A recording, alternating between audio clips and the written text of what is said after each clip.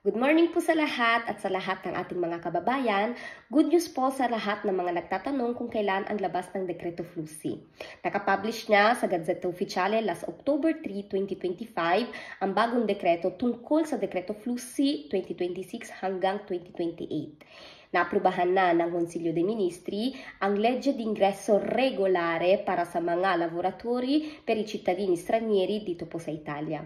Meron na po tayong iba't ibang date ng click day sa bawat kategorya ng mga trabaho. So, January 12, 2026 para sa lavoro stagionale agricolo, February 9, 2026 para sa lavoro stagionale turistico, February 16, 2026 para sa lavoro subordinato at February 18, 2026 para sa mga asistenza familiare, colf e badante.